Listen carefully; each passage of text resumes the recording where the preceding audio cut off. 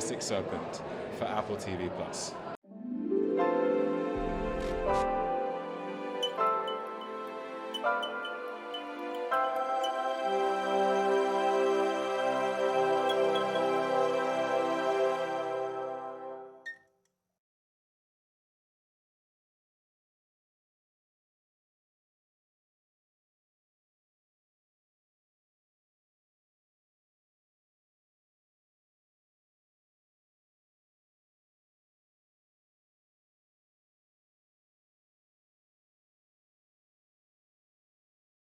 Based on a novel by Sarah Perry, which came out about 6 years ago.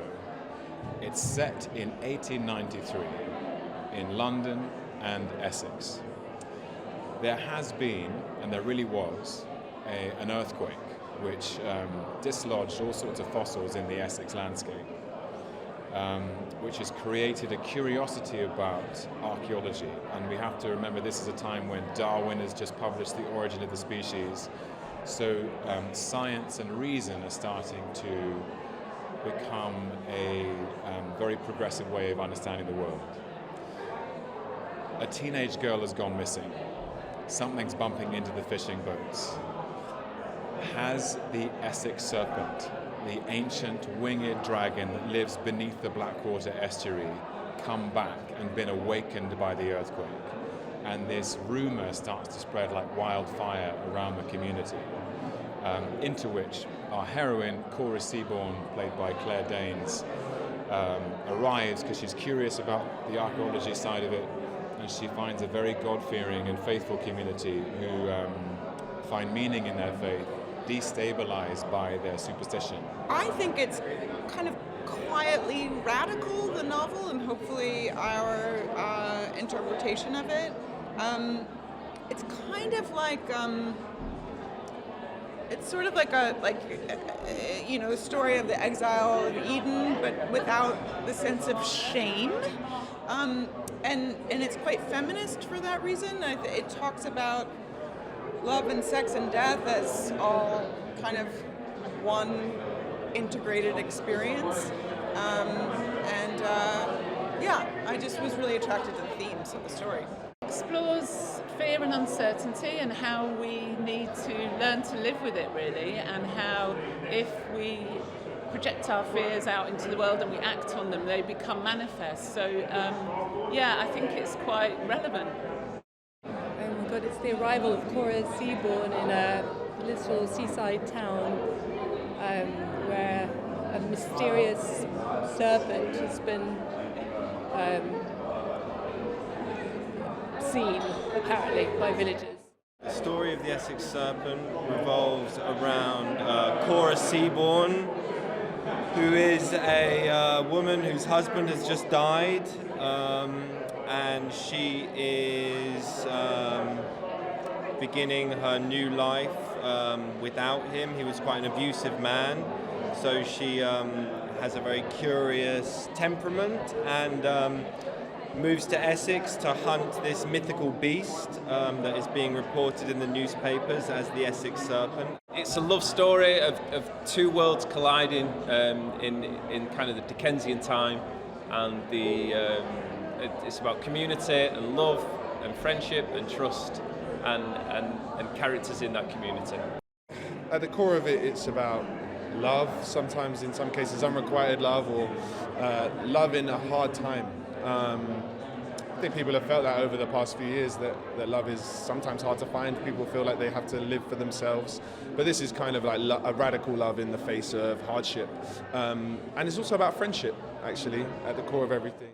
It was a beautiful story, really, really beautifully told. And it just speaks about all those little intricacies of relationships, interpersonal relationships that we all feel and is universally felt.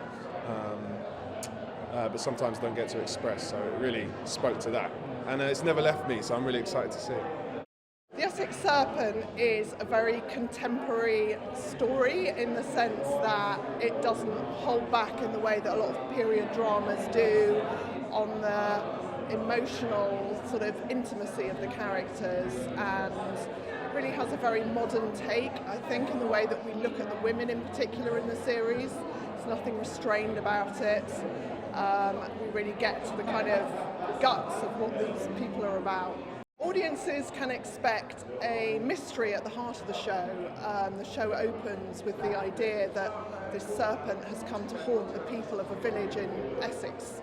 So it's very atmospheric. You're trying to work out, does this serpent exist or not? At the same time, there's an incredible love story running through it between the central characters, but also a story of friendship and a story of women finding their place in the world.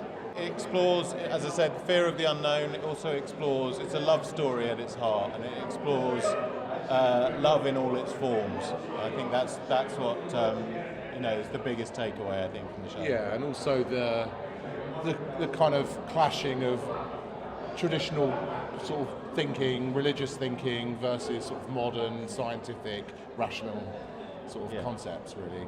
What I will say is that it's about a community down in Essex that gets a taste of London life, and it's about fear and hearsay and love and mystery.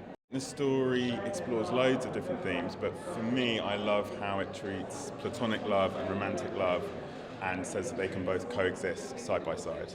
My thesis writing the novel was that the Victorians were a modern people. I didn't want to write a novel where women were shown to be fainting away in the corner, having just delivered their 9th child, not allowed to leave the house, or where politics didn't really exist and there was street urchins and pea supers. It was a modern age. There was anaesthesia, there was heart surgery, there was socialism, there was proto-feminism. Women were working in medicine, engineering, maths, sciences. So I decided to show the Victorian age as a modern age and Victorian women as being modern women, which they were. I think the key theme is that of friendship and varieties of friendship and different kinds of love, and I know that readers of the novel are sometimes quite shocked by all the different types of intimacy and friendship that are displayed, and I really enjoy that, and I'm hoping that the audience will be kind of challenged and surprised by some of the relationships, and I really hope that it will help put an end to the idea that Victorian women never left the house, because that's a falsehood that has needed correcting for a really long time, and I'm only one of many writers who have tried to revert that impression, and I know this series will do that as well.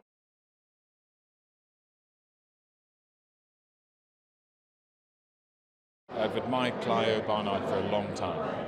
We met about 10 years ago at the London Film Festival, and we both remember that meeting actually, and it was really nice to work with her because I've always admired her from a distance. Her films, The Selfish Giant, Dark River, The Arbor. Clio is, the captain of this ship that was just, she's just such a lovely person and so thorough in the way that she works with her actors. There was a little bit of rehearsal before we got on set, and everything would, it just felt like we were just having a really nice time down in Essex, and of course you could see that there was a real collaboration going on between all of the departments, and I think that was because of all of these brilliant ladies who were kind of collaborating with each other from the top, and it was obviously coming down into the different departments, and certainly on set we were all having such a lovely time. It's been a real pleasure working with Clio Barnard as sort of women behind the camera. I think we had a really special responsibility to kind of make sure that we made the female gaze at the heart of the show. And Clio was incredibly brave in the choices that she made and made it incredibly female-centric, which was really exciting to be part of. Clio was fantastic, an amazing director to work with. Her great talent was she made the set feel so open to exploration, and it was a real joy to go into work every day. It was a fantastic team. We all happen to be female and share very similar values, and we tried our darndest to articulate them together creatively. It was a joy. It was actually it was really uplifting, and just allows a type of freedom that you don't often get sometimes on sets, particularly in a male-dominated space. Not to say that doesn't allow for it, but there was just something really refreshing about that. To be fair, in my current experience, it's kind of been the norm in filming. I've had the joy of really working with an all-female crew and creative team, and so there's something really touching and beautiful about that. And so I was just really grateful to be in that space. I thought Anna Simon's screenplays were incredibly deep. They seemed to have the texture of the novel, but they also had something very tangible and very raw. The landscape is very wild, and that mirrors something turbulent about the passions of the characters, which is quite unfettered and wild too.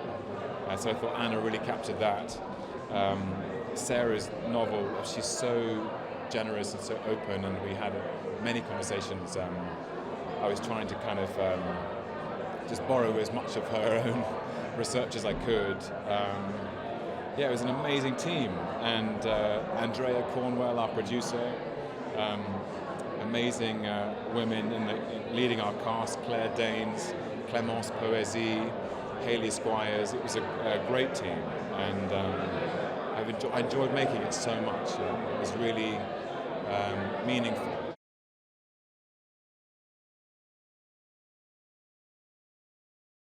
She's had a great interest in the natural sciences, and there's rumor of a serpent in Essex, and kind of as an excuse to free herself from this gilded cage that she's been living in London, she goes in pursuit of it, and the serpent serves as a metaphor for her anxieties and fears and everybody else in the stories as well. Everything she's wearing she could have made, and there's a sort of sense Stella has a sort of very happy sense of domesticity and of making things and of making life around her beautiful, and that's sort of reflected in the costumes, I think. The character is very fearful of everything and very God-fearing. So I suppose he's kind of like a kind of interfering local councillor who likes telling everybody what to do and scaring everybody with gossip and hearsay and fear.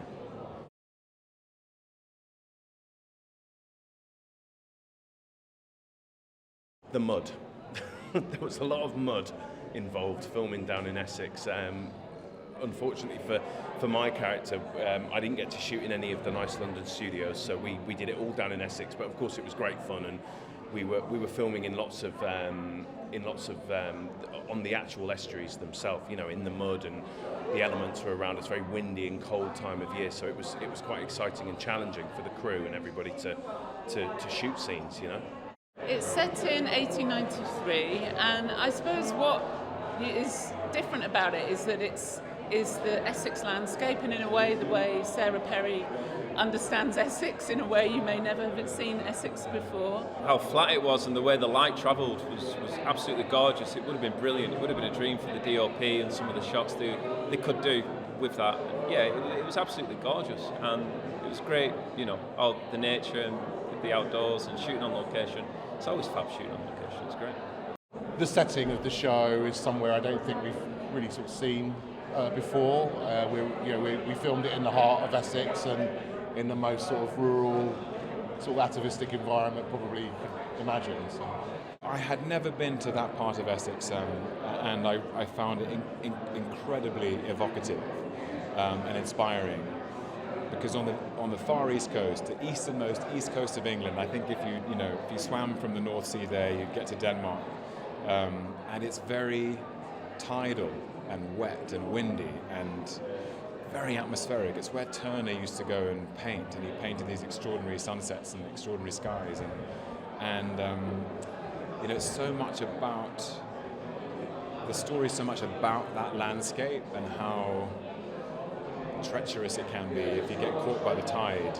And the Blackwater estuary is quite serpentine. It's viewed from the air, it looks like a snake. And I was surprised by it. It's obviously a very ancient part of England.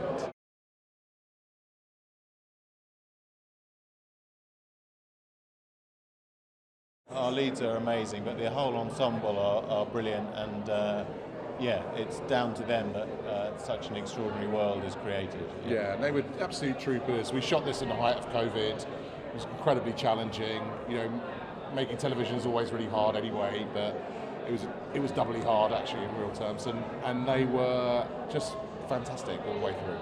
The characters that Sarah created and that Alice Simon brought to onto the screen through her adaptation of it. Really, we had a lot to get our teeth into and a lot to play with, and it was challenging but incredibly rewarding in terms of working with them, because they're two such brilliant and experienced actors. It was a real, I feel really lucky. Crew, the production team, the cast, everyone, the companies who wanted to tell the story and make it work, to pool that all together, I think is brilliant.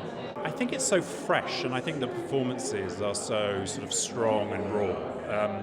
And I think you get that in certain miniseries, but I don't know, there's a sort of eeriness, a sort of special eeriness, and Clio's done such an extraordinary job as a filmmaker with Anna's scripts. There's a sort of unique rawness to it, I think. Claire's character in particular shows us a woman who is sort of relieved of the shackles of her sort of husband's control at the start of the show, and then is able to live as much of a free life as she was able to within the context of the time. So I think it is just forthright and bold, I think. I find when I've been lucky enough and fortunate enough to play a character that's based on a book, the novelists Sarah Perry, John le Carre in The Night Manager, for example, they give the actors so much interiority, because authors are always getting inside the hearts and minds of their characters.